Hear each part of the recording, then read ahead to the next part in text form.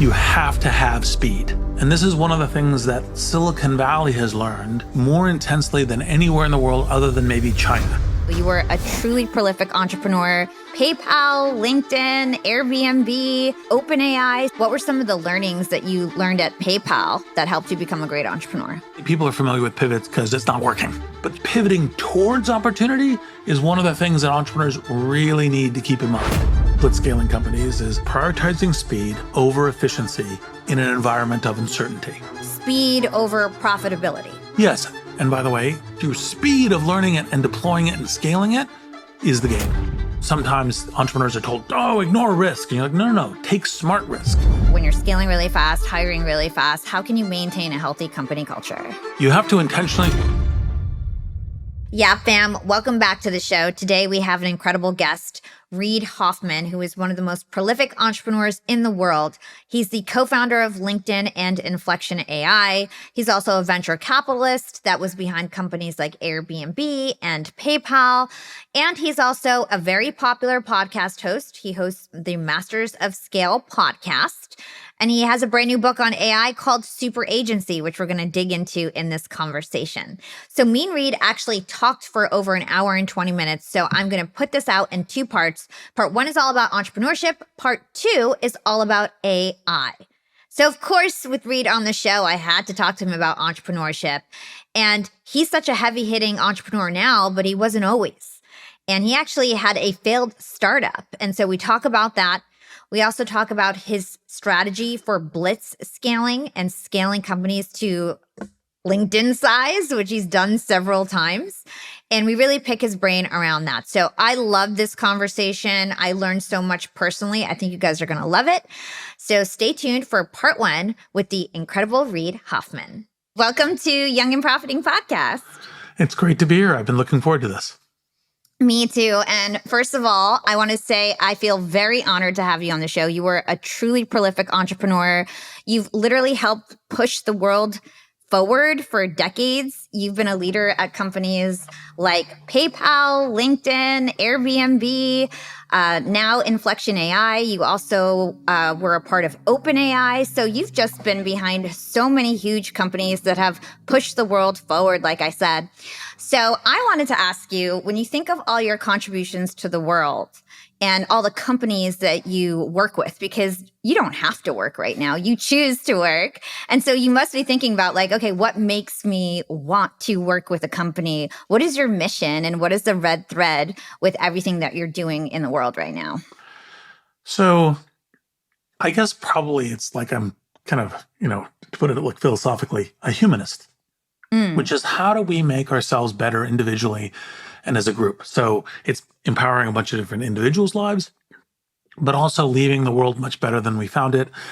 And kind of how do we do that? And, that's kind of the red line through everything I do, including companies, because you want to do companies that, of course, have all the normal company things of, providing great products, services, and jobs and all the rest. But you also want it to be the impact that you have in the world leaves the world in a much better place. You transform industries, you transform societies. And, like all the companies you mentioned, that I've been involved with from the earliest stages, whether it's, personally, LinkedIn and PayPal, or as an investor and board member, Airbnb, OpenAI, all of it has a kind of a theory of like, how does this improve like human life, human work, quality of experience? How do we elevate ourselves, become more, kind of the people we aspire to be? Mm-hmm. And in a similar way, in a similar token, I'd say you've said in the past, society flourishes when people think entrepreneurially. So talk to us about why you believe that, the more entrepreneurs that we have in the world, the more that mankind is better off. So it's part of how you create the future. So like, for example, everything that we have in our lives, this podcasting stuff, these computers, these phones, all come about through entrepreneurial innovation. And it's part of how the new future is created. And it's part of how prosperity is created. It's part of how, life is improved. And, basically we wouldn't get to, even when you say, well, wait, there's also science, which invents, vaccines and other kinds of things, although a lot of vaccines are commercial these days and have an entrepreneurial bent like Moderna. And so it's this invention of new things, and it's envisioning the way the world could possibly be. How could you create something that would be of service to, this is one of the things I think, people always forget about the process of Adam Smith and capitalism is it's a theory of moral sentiments. How are you being of service to other people? And that entrepreneurial creation of business and products and services is a really key part of it. And, when you look around our lives and all the things in it, it was earlier entrepreneurs that we were building upon their work. Totally. It's like everybody just kinds of builds upon all the entrepreneurs of the past. And the only reason why we can do what we do today is because of everybody's hard work. So speaking of building on entrepreneurs of the past, my career has totally skyrocketed from LinkedIn.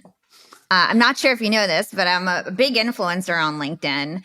And almost everything that I've achieved in my career as an entrepreneur, especially, was because of my personal brand and success on LinkedIn. And so my podcast blew up from LinkedIn. I was able to become a full-time entrepreneur with my social agency and my podcast network.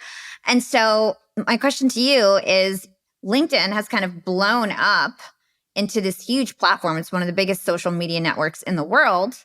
135 million daily active users on LinkedIn. Was your vision for LinkedIn what it is today? Like, what was your initial vision? And did you ever imagine it would scale to what it is today? So when you start a business, you should think about this as a kind of probabilities of outcomes. So I did think that LinkedIn could become what it is today. I actually even think things where it could be bigger and could be on path. And you could be asking me this question in 5 years when it achieved a bunch of new things. And I would also say, hey, yes, this is possible. Now, are we in a good, like a low probability, but high result future from when I started LinkedIn? Absolutely. You have to be rational as an entrepreneur. And part of what, sometimes entrepreneurs are told, oh, ignore risk. And you're like, no, take smart risk, manage it smartly. And so when I started, it was like, well, we could be this big.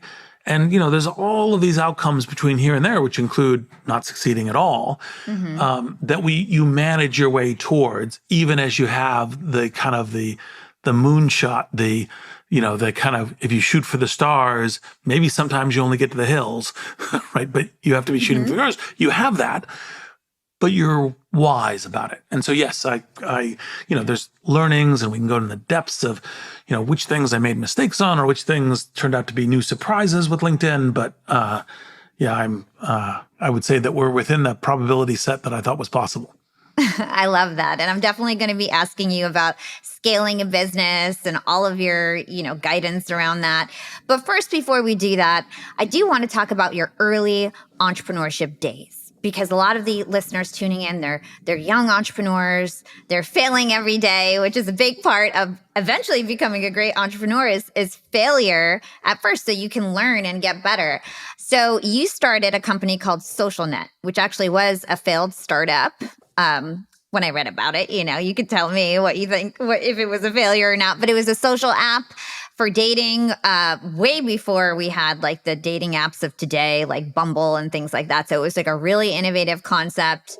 And tell us about what happened with that company, why you ended kind of pivoting to something else, and some of the failures and learnings that you had from that. So a lot of the writings I've done are all from learnings from mistakes, right? So there was almost never anything like I just got it right the first time. It was that you iterated at speed and you kept adapting and you kept learning. And that's kind of one of the rules of entrepreneurship, is always be learning. So SocialNet, I started with kind of this theory of, I've learned how to create software products. I know what a really good thing would be. I've got a great product idea. Let me go raise some venture capital. Let me release the product. Well, a huge number of things, everything from, if you're not embarrassed by your product release, you released too late relative to software and consumer internet, because I thought I would polish it and get it just so right and beautiful before getting out. And when we released, we quickly discovered half of the things we'd done were just like half the things we'd spent months on were completely useless. We thought that the game was entirely about like, well, did we have a vision for product quality? And we didn't spend that much time thinking about like our go-to-market strategy, which is fundamental to entrepreneurship. And so it was just failure after failure, and the two ways and recovery, but the two ways that I kind of came to learn to summarize this was, one is I perhaps never learned so much in my life except for between the ages of 2 and 3, right? Because, like when you're falling over and learning it and standing back up.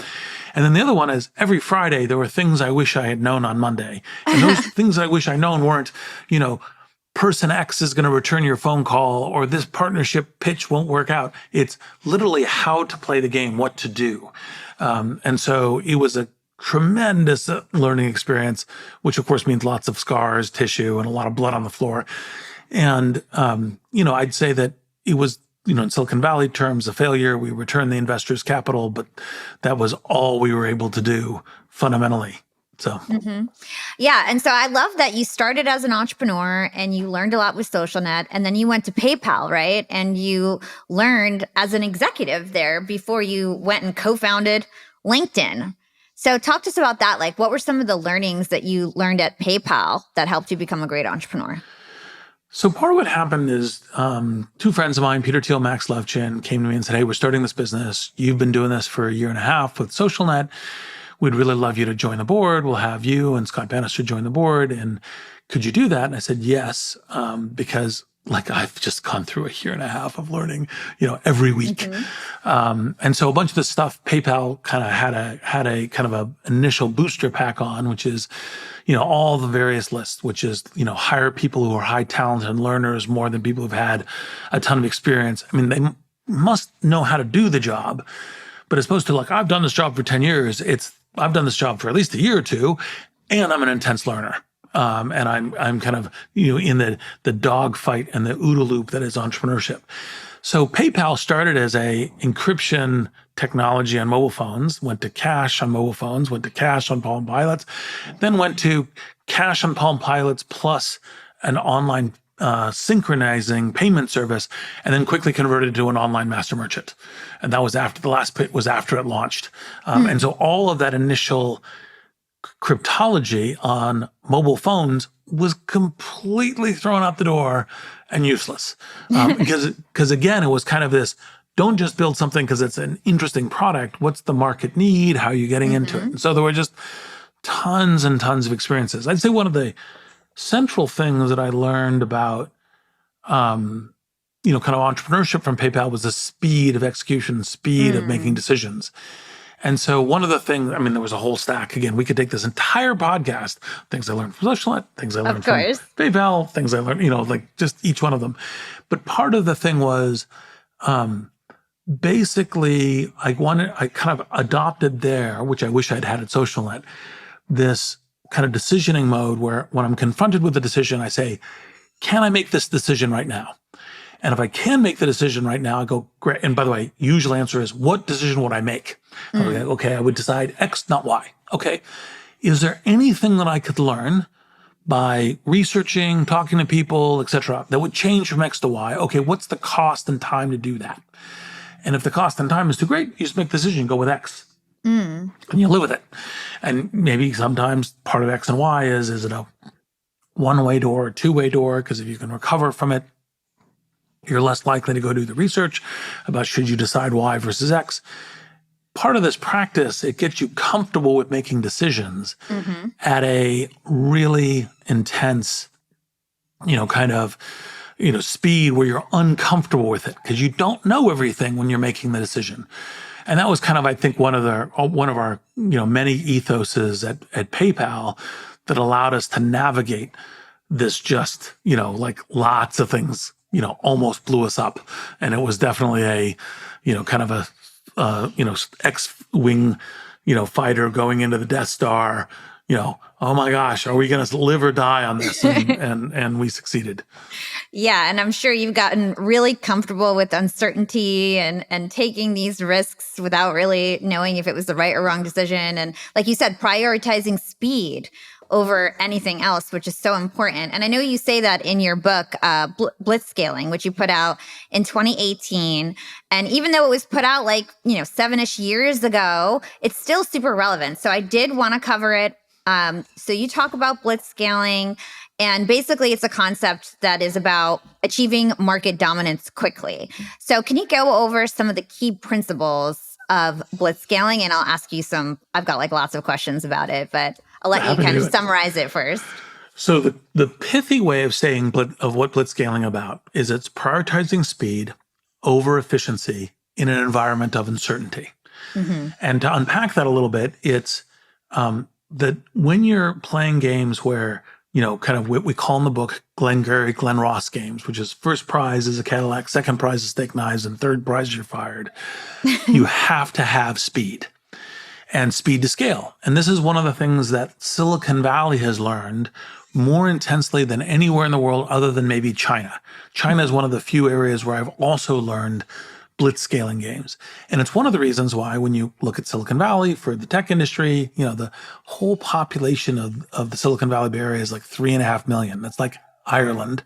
Mm. And yet, like the number of global tech companies that come out of Silicon Valley versus anywhere else in the world, and to some degree, including China, because we're talking global here, although, there's obviously ByteDance and TikTok and so forth, is just enormous. And why is that? And the answer is because this hyper-competitive game of blitzscaling is something that we have learned to do. And you don't do blitzscaling as a goal unto itself. You do it as a competitive tool relative to being first prize versus second or third, because your particular industry, your particular company, your particular, potential industry transformation is worth it.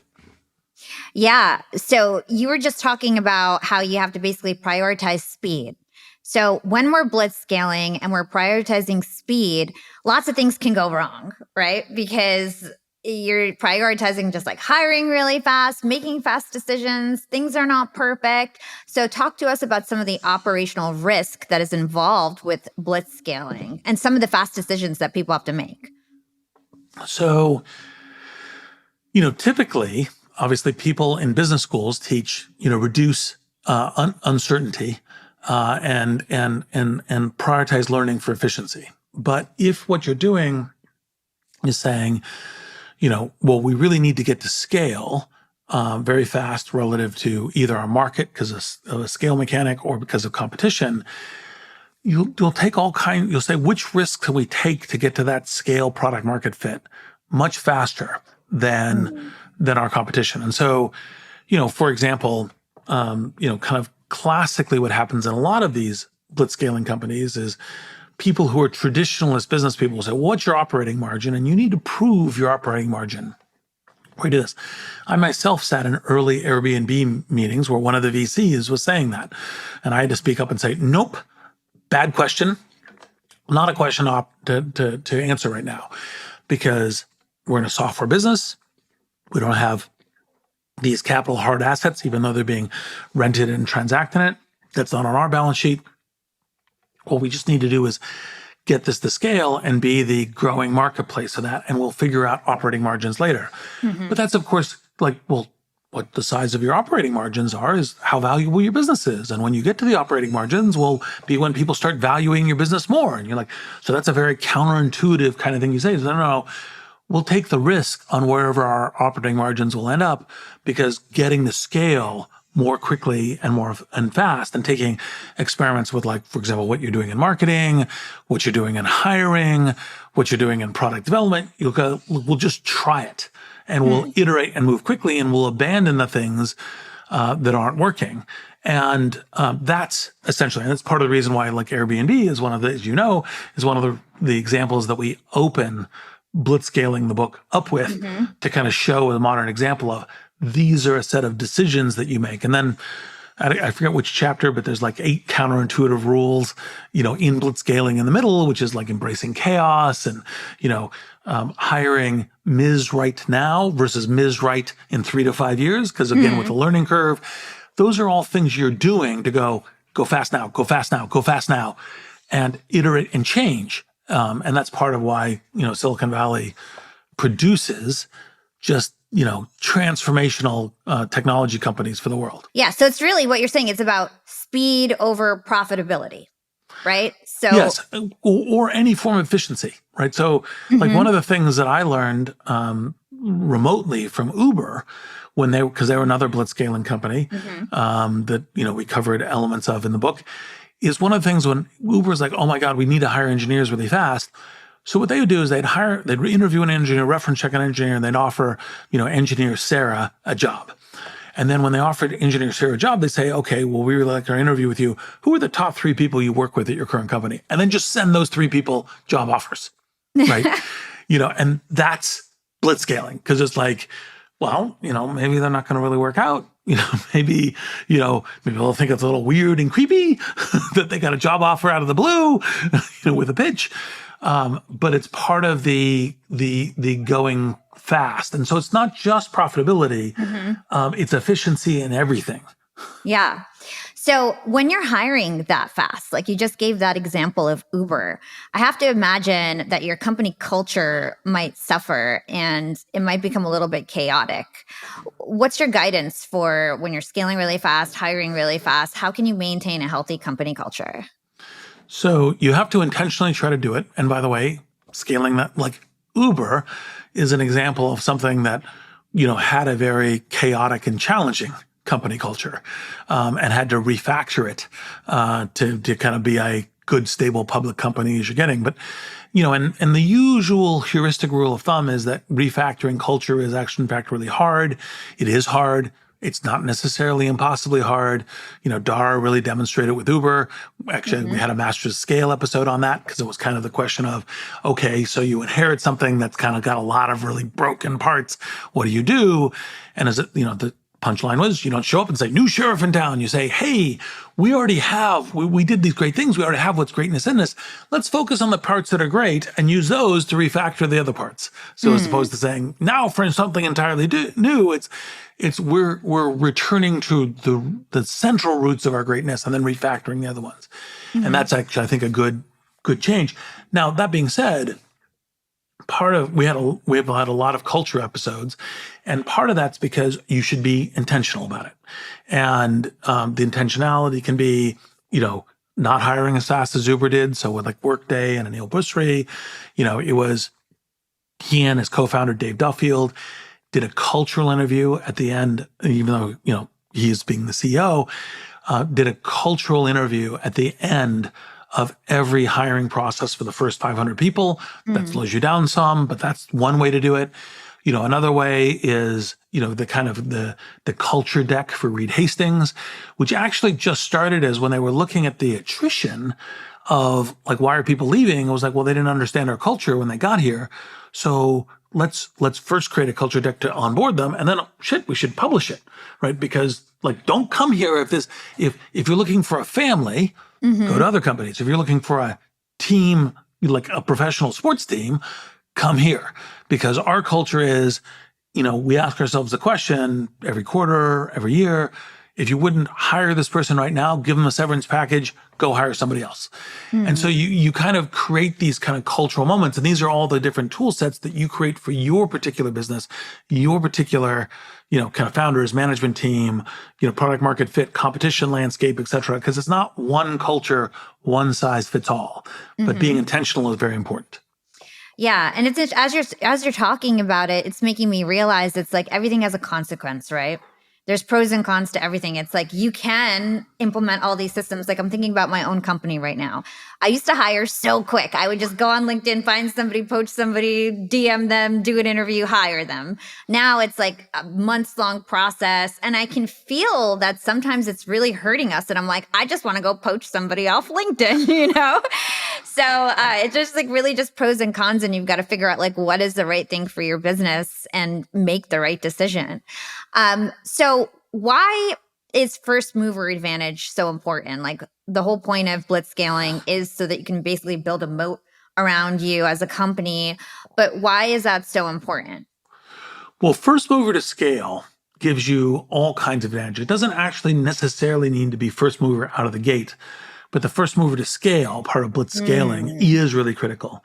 Now, sometimes, by the way that you become first mover to scale is you're the first mover out the gate because you just keep going, right? But that kind of getting the scale can have all kinds of advantages. One is, the capital markets reward you versus, whoever's in second place as part of the Cadillac and steak knives. Employees more want to work there. That when you're, when customers or, members, if it's a consumer internet thing, think, well, what's the one that everyone's talking about? It's the one that's the first to scale. And so in all of these fields, you have advantages. Now, you might also have a business with network effects, where those network effects become a really important, growing super linear, kind of competitive moat, whether it's like Airbnb or Uber or others, LinkedIn, or if it's, kind of just a kind of like, well, I'm ahead. And so by default, all of the different forces that come together to make a company successful are more aligned in believing you're number one. Because part of what entrepreneurship does is I have this vision. It's currently non-operative. I'm persuading multiple different constituencies to come invest in my vision. Mm-hmm. It could be investors with money. It can be employees with their time and ownership. It could be press with their belief in what's going to happen. It can be customers who go, okay, you're a startup, but I'm going to start using you now anyway, because I believe you will be the right thing in the future. All of these things is what you do as an entrepreneur is you persuade people to come and help build your vision. When you're the first mover to scale, you have a lot more of those people believing in you and therefore investing in you. Your cost of customer acquisition is lower. Your cost of and speed of recruiting employees is lower. Your cost of capital is lower, et cetera, et cetera. You're saying like the weight of your brand is giving you all of this advantage, like the brand recognition. Brand can definitely be a strong part of it, but it's also kind of like the question of who do each of these groups think is going to win. Right. So it's a little bit different. I mean, brand is also what is your brand promise? What are you going to become? And, awareness is part of it, but it's kind of like, okay, we think you're going to win. Now, when you have dynamics like a network effect, then your brand might be mediocre, but a network effect is incredibly good within a business or within a, any kind of, entity that has it. It's a very strong amplifier. So talk to us about that. I know Airbnb had a network effect. Like, what's a good example of one? So networks are usually, but not always. So LinkedIn has one, Facebook has one, as does like WhatsApp and Instagram. And for example, when you look at Google, the network effect isn't the search index. That's a scale index. What it is the AdWords. Because the AdWords begin to get, when you're kind of that large and differentiated and have the data and intelligent enough, you end up with a better cost. You can provide an ad at what is a lower cost to you and a higher price to your customer and have a higher margin revenue than your competitor that's trying to sell something. And so its network effect is in the AdWords. So part of when you're looking for these mega scale businesses, usually there's some interesting network effects that really power them. So I know that there's different stages involved with blitzscaling. So there's family stage, tribe stage, village stage, city stage, nation stage. So I was thinking about my company, and I think we're right in between tribe stage and village stage. And I think there's probably a lot of growing pains in that stage, right? Like we're doing amazing, but I feel like there's so much, it's just like scaling is really hard. And I feel like that is like the first instance of like really scaling. So talk to us about each one of these stages. What do we need to think about? And you can be high level or as deep as you'd like. But if you can just kind of break down how companies generally scale and the stages that they have. Yeah. So the basic idea was to say, like when you're hyperscaling to a market, obviously everyone wants to have as much revenue and as much customers and else per employee is one of the ways to benchmark businesses. But almost all businesses also get to growing their employee base for various reasons. It's sales and new products and features, new product lines and customer service and account management and finance. And everything else. So you, generally speaking, need to be scaling your employee base at some rate with your business. And so the thought was, as you're getting to scale product market fit, one of the problems, the challenges you have is you're scaling the size of your operation in all of these different vectors. And so that proxies to number of employees. And so we kind of broke it up into the 5 categories that you just outlined. Thank you. And we said, look, when you're getting to each of these things, what got you here won't get you there. So like when you're at the earliest stage, it's like, you know, a couple people, maybe you met one of them, you hired them, you're all in a room, you know, communication isn't really an issue. You know, company culture is usually like, well, we went out for, you know, beats and a beer and we talked about it. And that's our company culture. Like we figured out what we're doing. And as you get larger, all of these things change. Like what is like in the very earliest, everyone's working. And then you get to, there's people who are working and being managers. Then there's people just being managers. Then you get people who are managing managers. And each of these things change at levels of scale as you go up. How you run communications, how you make decisions, how you pivot or readjust something. All of this changes. Which risks are you willing to take?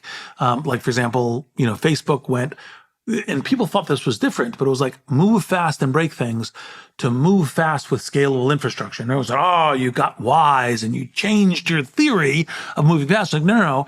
What we realized was in our very early days, move fast and break things was the way to optimize speed. And then in our later days, the way to optimize speed was move fast with stable infrastructure, because if we broke the infrastructure, it was too hard to fix. And we suddenly were moving slower. So it's still both speed principles. But those changes, because for example, move fast and break things work totally fine when you're 40 people. When you're 500 people and the infrastructure breaking and everything breaks, you know, let's keep the infrastructure running. However, many other things we may be breaking as we're moving fast. So all of those things go into the different levels. And nation is kind of the placeholder for, you know, public company, you know, thousands of employees, et cetera. And just saying, hey, the rules here change too. And your mistake is trying to run the same way as you might be even in a village when you're in a nation, even though you're, of course, trying to keep speed. You're trying to keep, you definitely, you know, kind of keep a vibrant culture and, you know, high performance and high quality talent. The nature of the game changes as you change size. It's so interesting. I highly recommend that everybody read Blitzscaling. I loved reading through it. I want to read it in even more detail because I feel like it's just so relevant, especially as like a newer entrepreneur scaling your business. If you've never done it before, build a company that's like, you know, a nation-sized company. It's definitely a good read. So when you're thinking about making intelligent risk, this is something that we were talking about earlier. Do you have anything that you think through, questions that you ask yourself to kind of make sure that you're not just taking any risk and that you're taking a risk intelligently? Well, there's a couple of quick hacks. So on every major decision, maybe not surprising from the, you know, co-founder of LinkedIn, is I think, who are the 3 to 5 people I'd most want to talk to about this? Because it's kind of like, where would they give me, you know, knowledge, expertise, different cognitive tool set, different analytic framework, et cetera. And would I predict that would be very helpful in this particular decision? And frequently, those people, while you have a lot of great people in your company, there's a lot of them where in any particular decision are outside your company. That's part of the thing of like, okay, what would it take to go, you know, get that? Would I get what kind of information I get? Would I be unknown and I would try, et cetera? So that's one. Because analyzing the risks is knowing which only few things to focus on and which other things to really just ignore. Because, you know, one of the, as you know, blitzscaling rules are like embrace chaos and let fires burn, because, you know, like you're like, we'll solve that later. We don't have to solve everything right now. We can only focus on a few things. Another one is to kind of think about, all right, even if it's painful to solve something later, like, for example, we were talking about the Uber hiring thing, can we solve that one later because we need, like, the ordering of problems that we need to solve? And, you know, some of the risk is we're not gonna solve that problem right now. We're not gonna be able to measure it right now. the only way to really measure this is to do it. Like one of the things that kind of modern consumer internet mobile entrepreneurs have learned is this thing that's kind of paradoxically called paper testing, which is you put up an ad and you say, here's our thing. And you see what the click through is, even though you don't have anything behind the ad, because you're measuring it, trying to get data, because you're trying to figure out what the thing is. Like, this is the kind of toolbox of how do you get, the cost of de-risking, like which low cost things can you do? Talking to someone, taking a paper ad, doing other things, can I do to de-risk this? And then at the end of the day, you make the risk bet. Now, some of the red teaming thought is, well, if I'm wrong on this decision, what are my plans B? How do I recover? If I go, ooh, this one, we're just dead. Not, oh, it's painful. We're dead if it doesn't work. Oh, okay, well, let's invest a little bit more on the risk decision if we can. But by the way, part of what startups do is you're making the bet. If you're not making the bet, you're ultimately going to fail. So you've got to make the focus bet. I love that. I feel like we just learned so much. I want to talk about AI, but before we do that, I've got a little quick fire section. I've pulled out some of my favorite quotes that you've said about entrepreneurship, and then I just want to get some more color on each one of these quotes. Okay?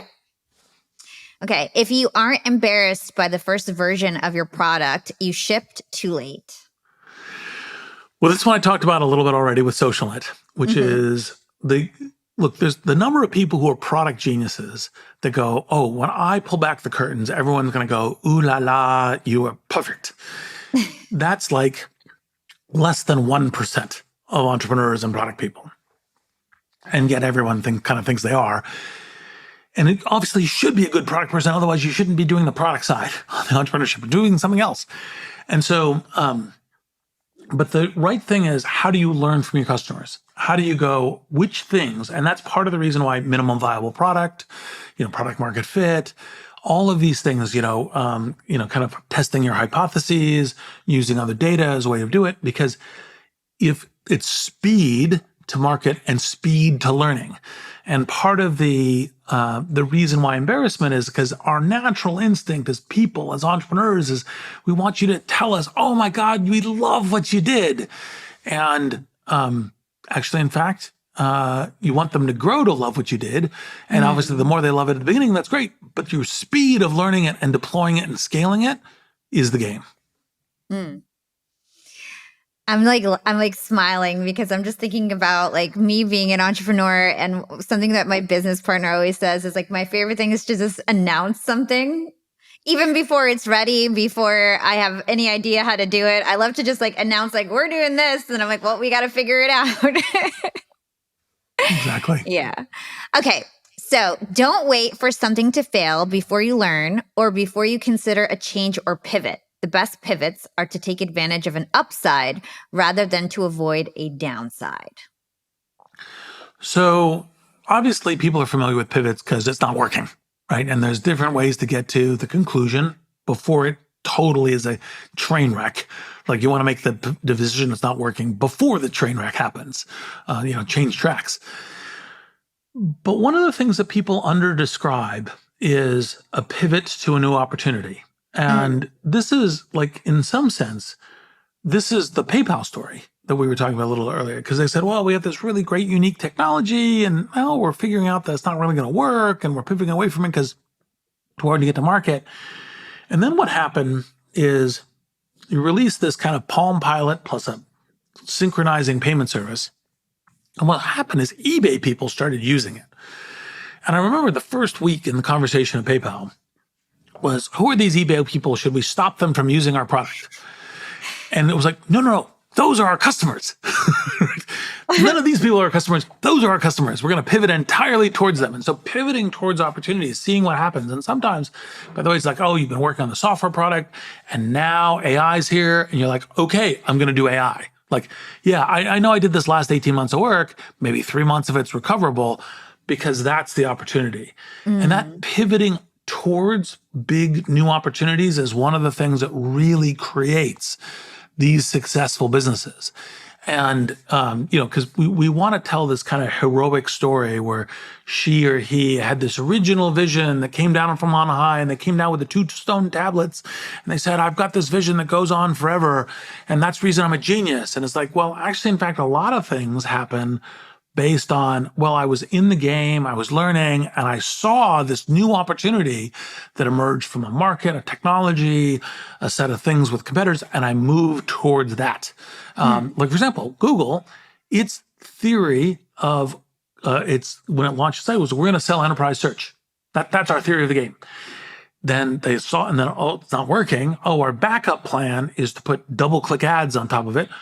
Oh, shit, the whole ad market went. What do? Oh, now we invent AdWords.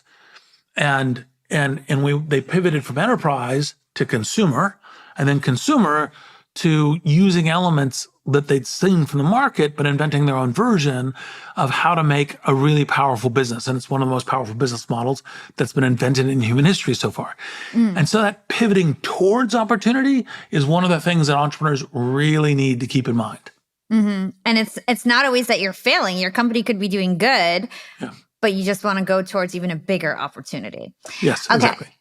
No matter how brilliant your mind or strategy, if you're playing a solo game, you'll always lose out to a team.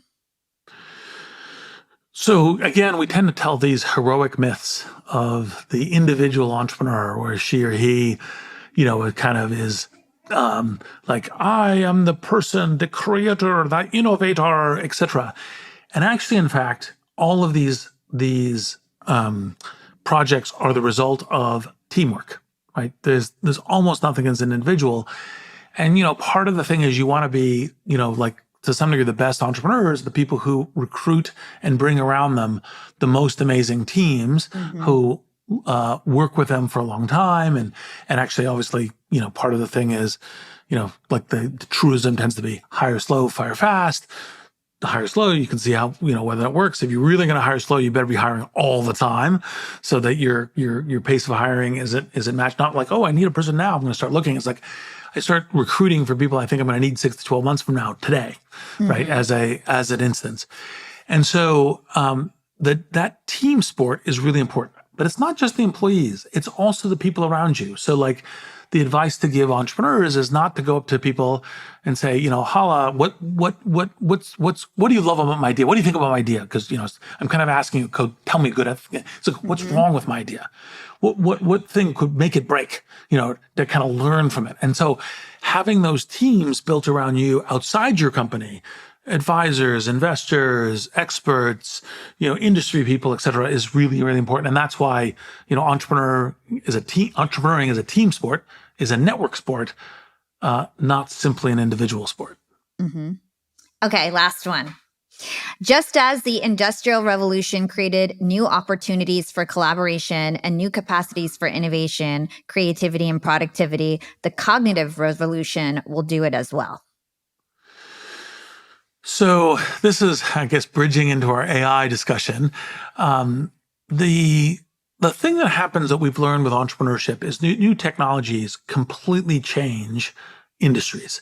Sometimes every industry, like AI with general purpose technologies, and the parallel between ChatGPT models and general purpose technology is always something I'm finding a little entertaining. But you look at these technology changes as changes in market landscapes. It's changes in how what the real shape of products and services are going to be. It changes in how companies operate. It changes in what business models are available and all of these things. So you really look, even if you're not yourself purely the technology company, you look for changes in the technological landscape, because fundamentally, if you don't have a technology strategy, it's not an IT strategy. It's not am I using PCs or Macs or iOS things. It's a technology strategy, and that you're going to need to evolve with. And so AI, which is the cognitive industrial revolution, in my belief, is going to transform like probably every industry. And if not every, almost every. It's between almost every and every. And so everybody needs to be looking at it to say, okay, what does this mean for my product service, my competitive landscape, the way that we operate as a company, how we do sales and marketing, how we do account management, how we do customer service, what other ways in which we operate, whether it's supply chain, finance, risk mitigation, et cetera. what are all the ways that this can come in and give me a competitive differentiation for how the new world is going to look?